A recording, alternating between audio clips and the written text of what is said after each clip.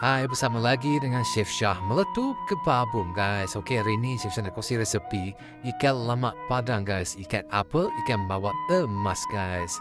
Kalau korang nak dapatkan produk Chef Shah, senang sahaja, guys. Korang pergi saja di beg kuning Chef Shah meletup ke Babung, guys. Okey, guys. Ini adalah bahan-bahan untuk masak ikan lemak padang kita. Nampak tak? Bahan-bahannya mudah sahaja, guys.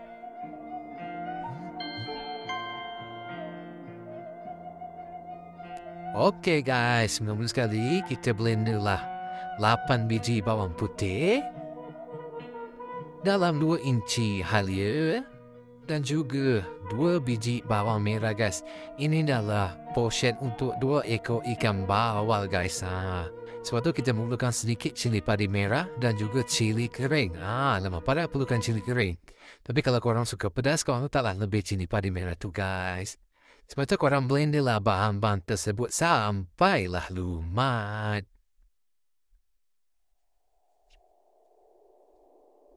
Lepas tu, korang panaskan sedikit minyak, guys. Lemak pada korang kena tumis. Barulah sedap nanti ikan lemak kita. Tumislah sampai dia pecah minyak. Bukan naik minyak, ya. Lepas tu korang masukkanlah sedikit serbuk kunyit, guys. Sebab tu korang malukan dalam satu ikat serai dan juga daun limau. Dua bahan ni penting juga, guys, untuk rasa dan juga bau ni tu, guys.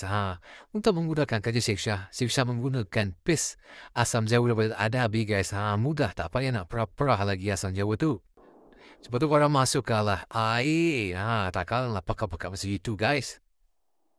Korang kacau lah sampai sebati, guys.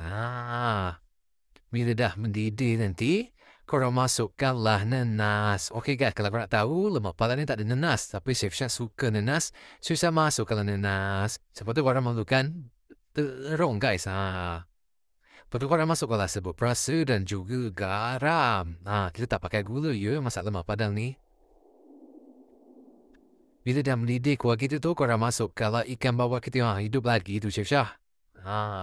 Korang masukkanlah satu persatu ikan bawal kita tu yang segar-segar tu, guys.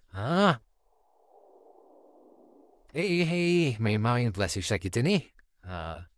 Lepas tu korang masukkanlah santan segar, guys. Nak lagi sedap memang santan segar lah kita pakai. Masukkan semua je, Chef Shah. Nanti nak menambahkan lagi kecantikan lemak padang kita. Kita masukkanlah tomato. Chef Shah, masuk balik. Masuk semua. Masukkan tomato.